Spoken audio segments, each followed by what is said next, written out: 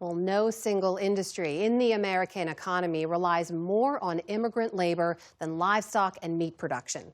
The shift began a half-century ago as the influence of labor unions and wages declined. Fred DeSam Lazaro reports on how this change has played out in one Minnesota community that witnessed a landmark strike 40 years ago. Austin, Minnesota has all the postcard touches of small-town America. Ringing church bells, quiet streets, and weeknight football practice under the big water tower.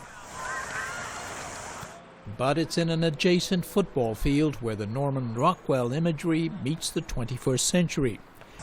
They're playing soccer on it, or football, as it's likely known in the many native languages of these high school players. The demographic transformation of this community of 26,000 over barely a generation has been driven, like much of its history, by Hormel, known for its bacon, ham, and most famously, Spam.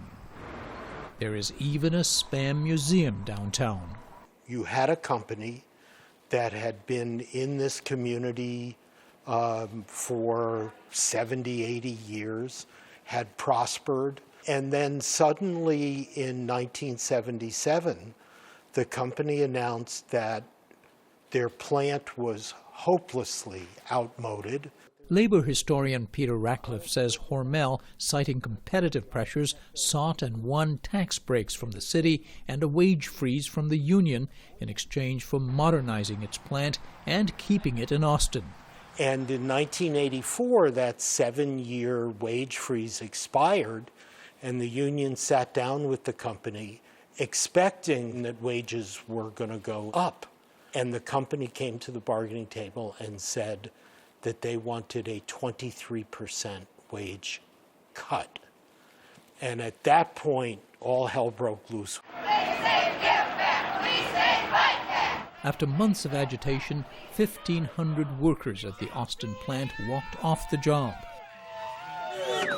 Tensions escalated into the bitter winter, and National Guard troops were called in to keep the peace. Especially when the plant reopened on the company's terms, with replacement workers and about 500 strikers who crossed the picket line.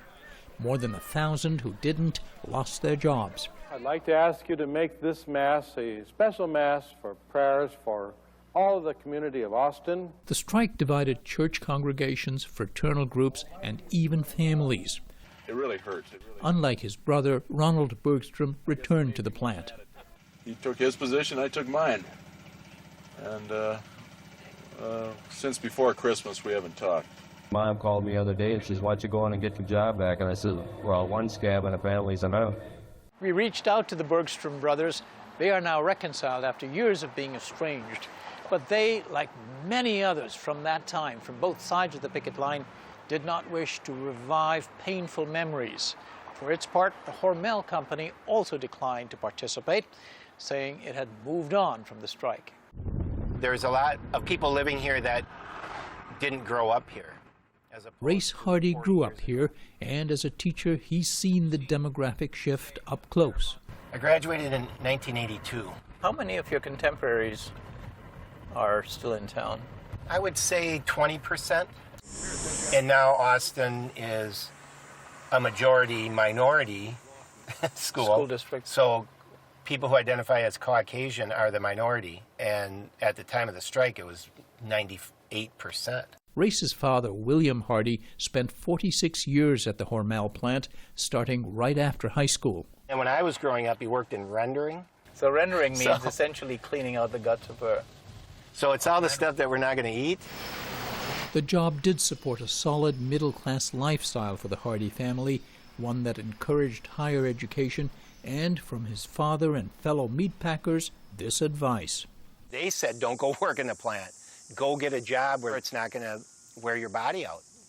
That was the other thing. It was hard work, right? Yeah, you know, I would challenge anybody to go in and try to wield a knife at the speed and the accuracy of cutting up a pig that they do. It's miraculous to watch. Meatpacking workers have historically been people one generation off the farm.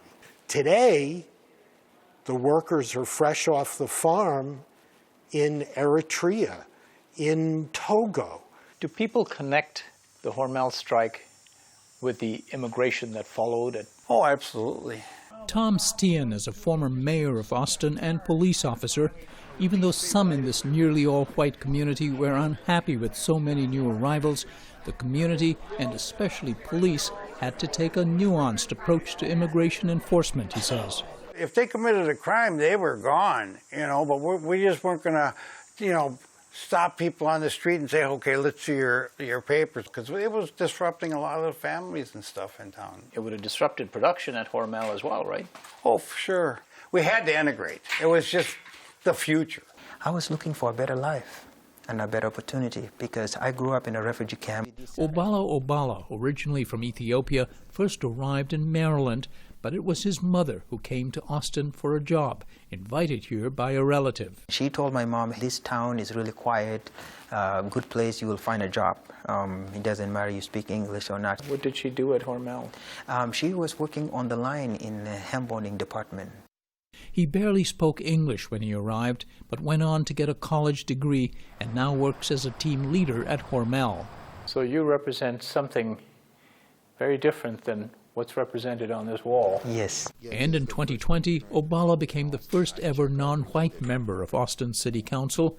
He's taken pains to allay voter fears, he says, about immigrants. When I door knock, someone will tell you, are you even a citizen?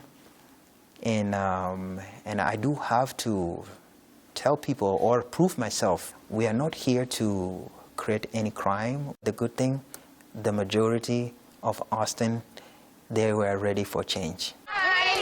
The term majority has a different meaning, perhaps no meaning at all, in Austin schools, whose pupils represent 46 different language backgrounds, from Myanmar to Micronesia. We have a team of 16 multilingual, multicultural success coaches who speak 12 languages. Christy Beckman and colleague Corey Haugen work to help immigrant students and their families adapt, a task that's become that much more complicated amid fears in recent months of immigration crackdowns. Our focus is the kids first and foremost every single day, so it's certainly on the back of our minds because we want our students to be in school and we want them to be safe. So if they come to school with fears about their own safety or their parents' safety, it can be really difficult for them to focus on learning. Well, I have nervous students. Really nervous spring semester, and I have nervous students right now. So far, there have not been any major immigration enforcement actions in Austin. And slowly, Race Hardy says over time, a new sense of one community is emerging, beginning in the schools. Sports has really helped that.